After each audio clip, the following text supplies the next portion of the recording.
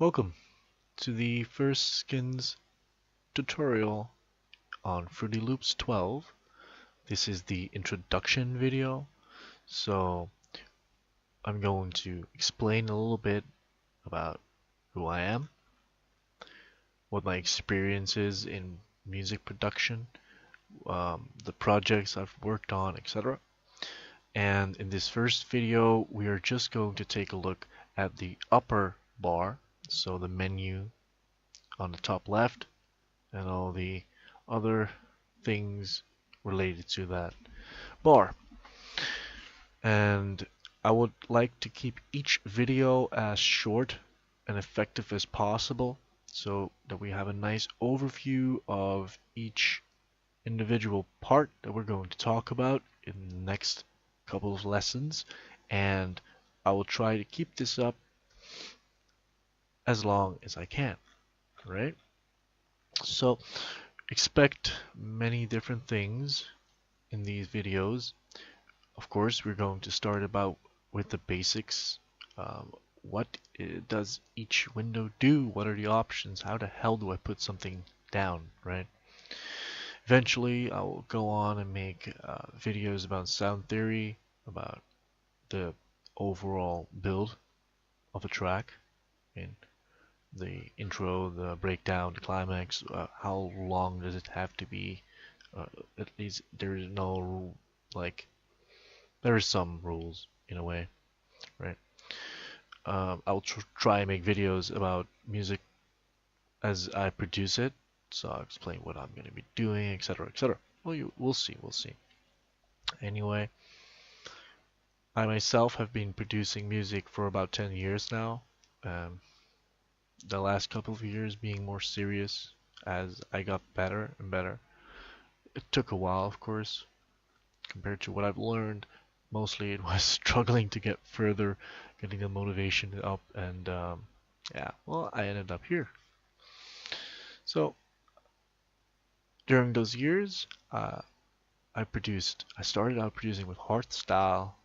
I got tired of that, so I wanted to try different things, right? So dubstep, drum and bass, liquid, and like kind of neurofunky. I wouldn't say I really got the hang of that, but I'd love to practice that one day. Or if anyone has any tips, message me, man. Anyway, changed about to electro, house, tech house, deep house, whatever, in that trend. Kind of experimental too sometimes. Uh, Trends, hard trends, normal kind of 90s influence, I'd say also. Then eventually I started experimenting with more chill down beats. I wouldn't call it ambient.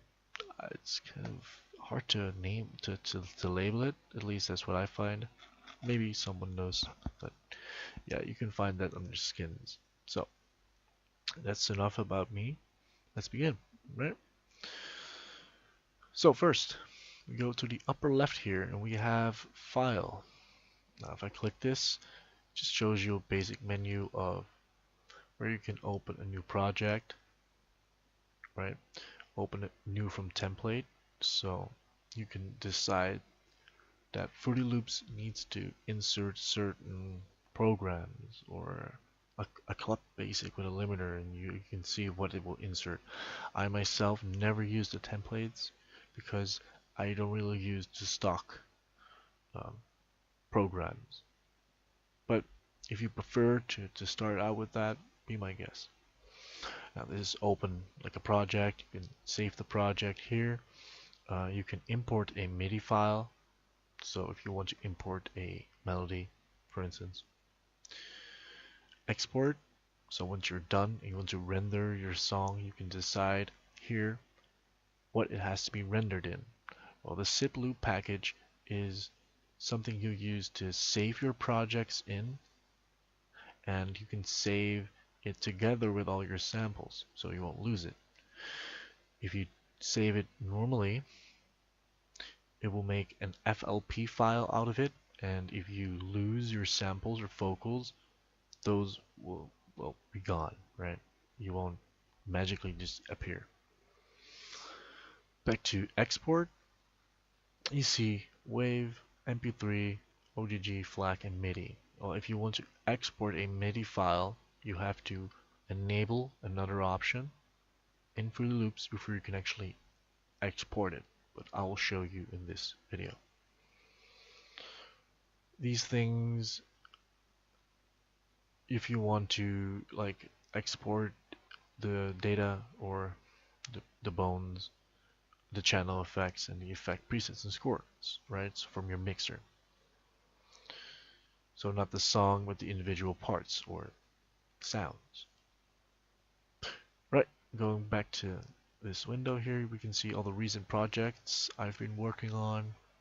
And on this little thing, you can revert your last backup. So your automatic save or your own save. Exit, close the program. Next is edit.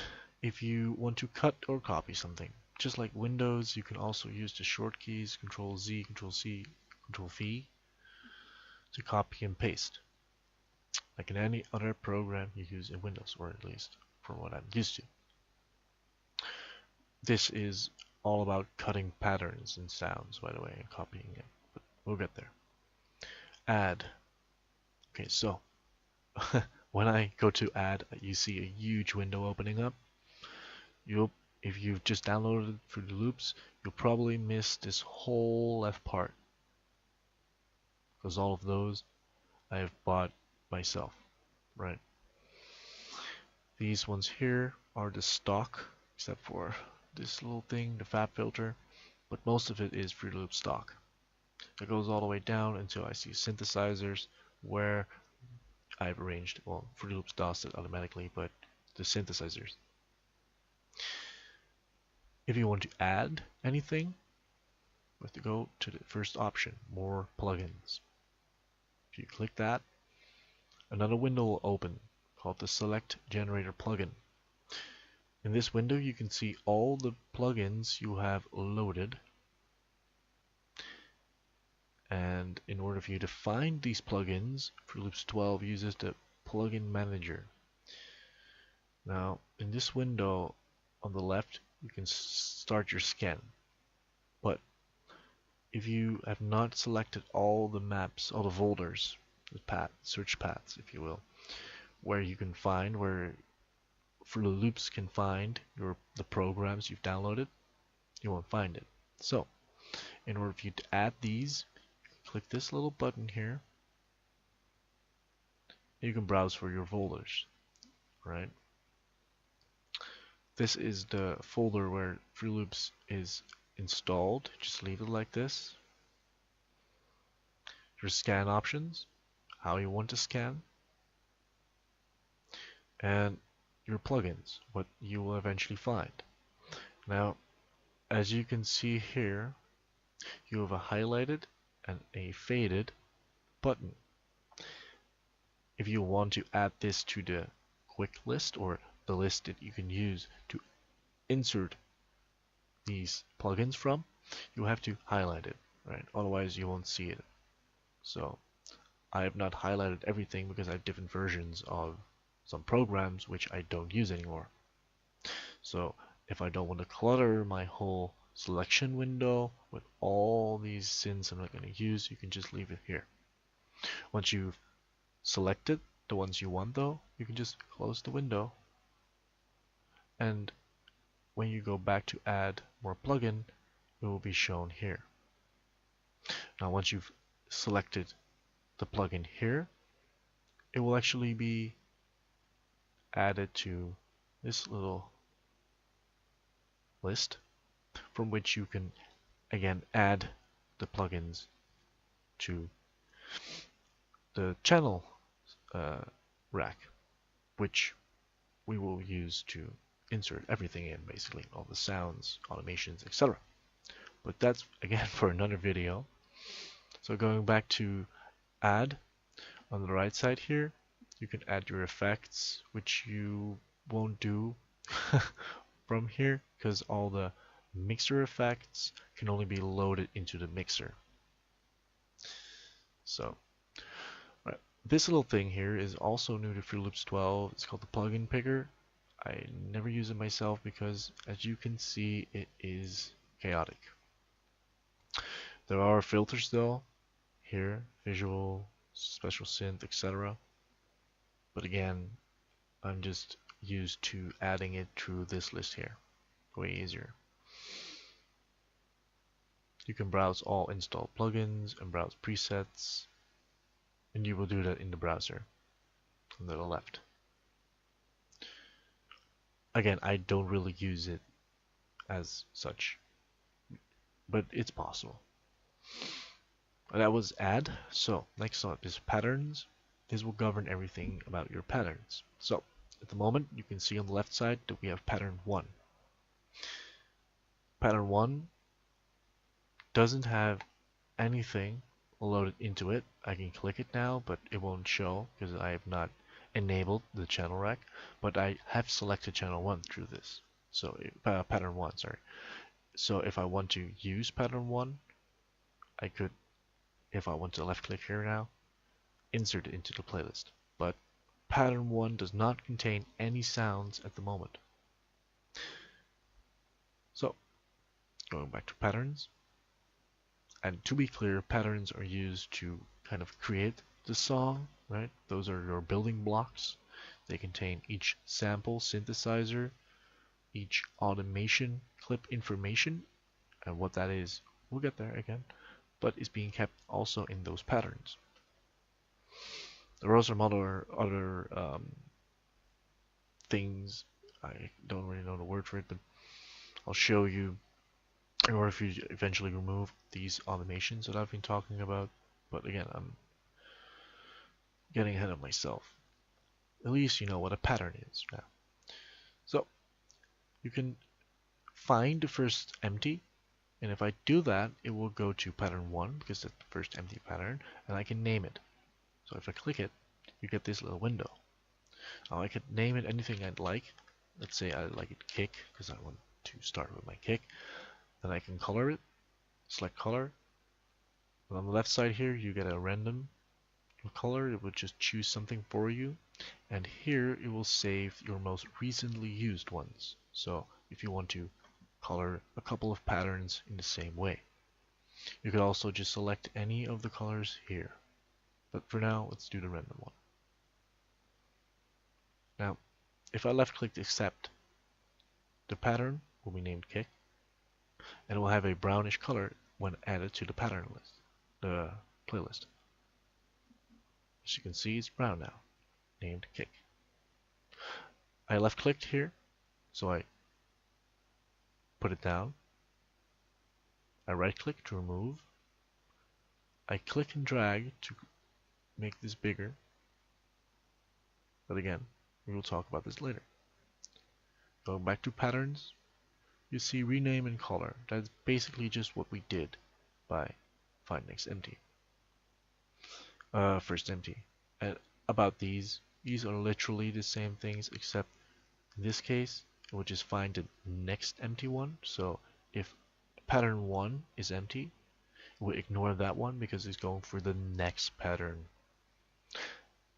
And the first next empty, find it, is like if you would be on pattern 1, it will go and it was used until pattern 4. It would just skip all the way to pattern 5 again, just as this one would, because both examples they kind of do the same, find next empty, but it would do so without naming. Alright, so renaming color, open in project browser, so it would show me the patterns in the browser. There's only one pattern at the moment. If I want to add one though, we can use insert one, and again I could name it. Let's say this is the snare. I could color it with the next random color because I want to distinguish the kick from the snare. Oh, let's keep it random. And I left click this, by the way. As you can see, the random color change because it's random. But let's keep it. Left click here, and let's keep it. Left click accept. So snare is inserted now. It's inserted above the kick because the kick was selected, and inserts always go above it. That is only important as in the hierarchy here. because you click this, drag it up and down, and go through your patterns. As you can see on the left, it also changes.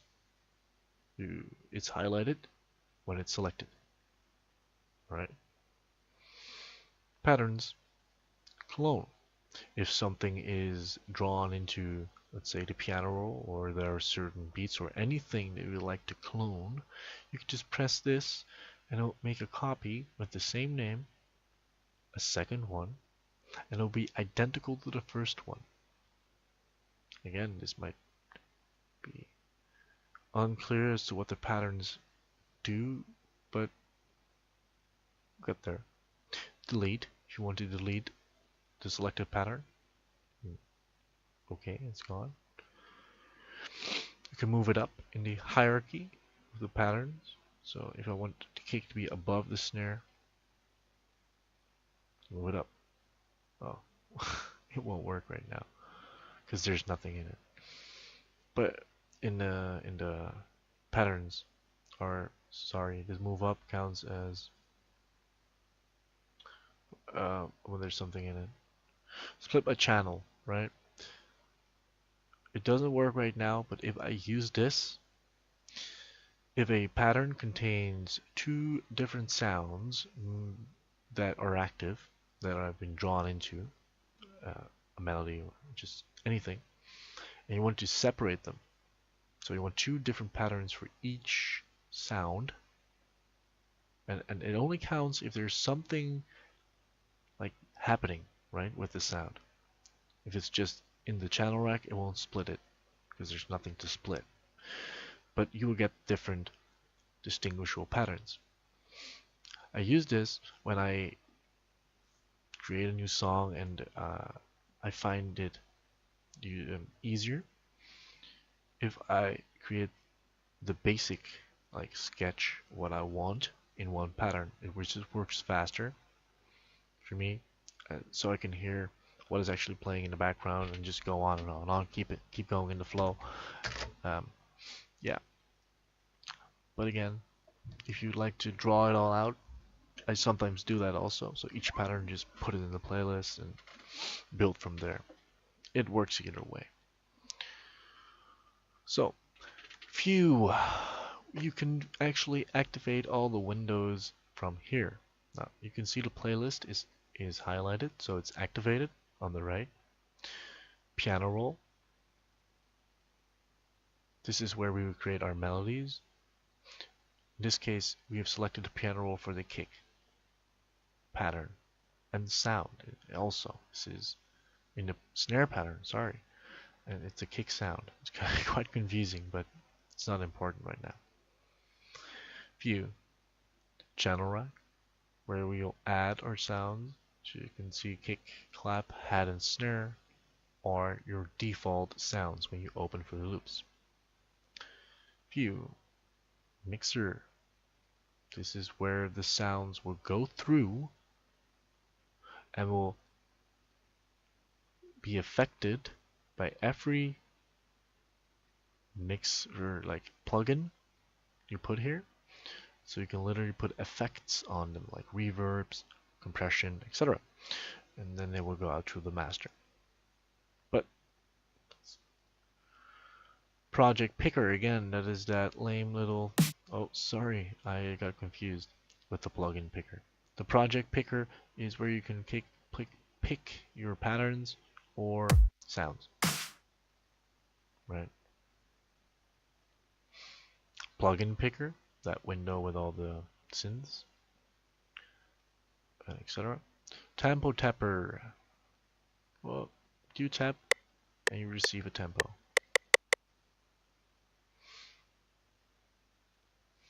Toolbars, these are the bars you can see on your upper left bar here. Close all windows, your friend. Boom, and it's clean again. Close all unfocused windows if you don't want to close the window you're working with. Align all channel editors. Nothing happens. I have no idea what this is, sorry. Arrange windows, how I want to arrange them compared to each other. So realign, as you can see, it's all put back into the default loading alignment. Yeah. Background, where you can add your own little moon in the back. Undo history. So this is the history of everything I have done during the tutorial, and if I want to undo anything, I can just click, poof, and it will go back to that change, if you will. You can browse your patterns. This is all things you can like view in your browser list. So if I want patterns, it will show my patterns here. So that's it. Options. These are important. I will explain to you what you need to set up in order for you to work as efficiently as possible. Well, we'll start with the MIDI, and these are basic Microsoft MIDI output drivers. We use one of them to create the MIDI when you export them. The synchronization to this, you don't have to enable it. Oh wait, you do have to enable it, correct? It will say that your track has to be sent at this program, and then it can be outputted. And how to synchronize it. Yeah, this is the basic stuff. Just use this one. This is a port if you have a MIDI, I guess, MIDI input. I'm not sure. Here you can see your inputs, etc. I have to say I'm not too sure about it because I've never used a MIDI before, so you might want to figure this out yourself. But let's go on to the audio because this is going to be important for either you use MIDI or not, right? So in the input-output section here, you have device. Primary sound driver is what is already selected. This is your stock sound driver, or the sound driver you've inserted as your default. Once you click it, you can change your output. As you can see, I've also have a Scarlett, but at the moment my monitor speakers are not connected, so I'm not using it. I will. I just moved, so I have to reassign all the stuff. Anyway, you choose your best sound driver that you have. Buffer length. This is also important. What this does is when your program starts calculating what it has to calculate in order for it to know what it wants to put out, right? So translate all the digital stuff through the CPU, through your speakers. The longer your buffer length is, the more time your CPU has to calculate every action. This also means that the output will have a slight delay of 186 milliseconds. Now, if you want to use your keyboard to play and directly hear what you are playing, I suggest using a low buffer length. This is heavier in the CPU, as you can see on the underruns, and I'll explain that. But there is a nice little sweet spot somewhere around here, which you can use to play, and it will sound like it's directly coming out of your speakers. If not, if the buffer length would be longer, it would be impossible to play in sync because you're always hearing a delay as your sound feedback, right? Well, what you do though is when you start producing music and you start using all the programs and the mixers, etc., you would like to have a high buffer length because then the CPU won't overload and you won't start stuttering, because that would kill your sound. It would just destroy. It's horrible. It's just horrible. You won't be able to do anything if it's really starting to kick in. So that's kind of that. Now, the priority here should be highest to your CPU because you're not using any other programs than Fruity Loops when you start producing. At least that's what I suggest, because this stuff can be heavy. Save overloads. It will no risk of the GUI, so your interface freezing when the CPU gives errors, right? Otherwise, my CPU would have made my UI freeze 227 times already. Playback tracking. It will go through your driver, your sound driver. Just do this. If you have a mixer, of course, you can have it go through the mixer, but yeah. CPU. Enable these to make everything smoother. It would allow your computer to use multiple processors of the CPU. Also, these options here also enable these. Everything will enable your improve your performance. In the mixer here, resampling quality, just put it on average. What it does, it resamples the quality of the track while it's inside Fruity Loops to a 16-point sync. This will mean that it's less heavy on the CPU to calculate. Now once you start rendering the track, it will go back to the highest quality. So you won't lose any like information or like quality in that sense when you render it. It's just less heavy on the track processing inside the program itself. Now, if you want to preview this through one of the mixers sets, you can let the sound go through there and then preview it with the mixer you've selected. If I'm correct, I'm not sure. I've never done it, but anyway, general. These are just your general options. Just go through it. The default should be fine. File. All the extra search files for your browser. So here you can add the browser packs or just folders you want to have quick access to in Fruity Loops. Plugins, you manage your plugins. Right, it's the plugin manager, this thing here. Yeah. Autosave. Oh man, I'm gonna put this on frequently. Risky operations. You don't want your program to freeze and find out you've lost half your track. I mean, just believe me, you won't. Important project. Just keep it like this. It's for the channel record if I'm correct, and this is your basic. Like everything is 4x4. If you want to experiment though, be my guest, but I suggest keeping it on this for now. Info, your track info. The title of the track, the author of the track, which is you. If you want to leave any comments, genre. And this information will also be seen when someone plays your song after it's rendered. Just all the errors and your program information. Last is tools. These are little tools that are integrated in either the playlist or the channel rec, etc.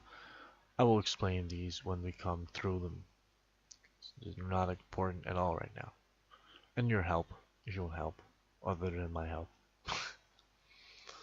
Master volume. So just keep it on 100 here, and you can always change it through the master if you'd like to. But you shouldn't have to if you do correctly. The master pitch, just leave it on this. It pitches the whole track up or down for a couple of percentages. The metronome, so to give you a rhythm when you're playing. Wait for input. So before you start recording, you have to wait for, well, the program will wait for you to play first. Otherwise, how many seconds before recording? Countdown. Blend recording. If you want to record something while you're playing something, like you want to blend your recording with that track, you can overdub it and loop your recording. This here you use to select if you want to play the song, which is here in the playlist, or the pattern that you've selected. Now you can play, pause through this button, and stop everything here. This also stops every sound that comes from a synthesizer. So if anything is tripping out, freezing, or just click stop if you can. Record. You want to press this and recording will open. Now it will ask you what do you want to record, and if it wants you to record into like Edison or as into your playlist or whatever. Now the recording will start when you press play. The countdown will, as you just heard, also start. And then if you select metronome, it will keep on going. How fast, you might ask? 130 beats per minute, bro. You can change your BPM here. Okay? These little things here, this one will allow you to type through your keyboard into the piano roll. You can make melodies with your keys. Step editing, and this one, I have no idea really. I never used it. Same goes for this. I don't have any controllers enabled. But again, I'm telling you just what you need to know for my tutorials and most effectively starting to make music. Right? Anyway, here is the timer, the song position. So it's on 0, 0, 0 because we're not playing right now. The pattern we've selected, you can click and drag up and down, and you will go scroll through all your patterns. If you want to create a new one, you can click here also. Also, if you want to, you can just drag it up and use pattern 4, but it would not be named. These buttons here will allow you to open and view different windows and the content library, so from Fruit Loops itself. Oh, background. Well, that was kind of it for this tutorial. Half an hour. Nice. Alright, thank you for listening, and next time we will going into the playlist. Have a nice day, and see you next time.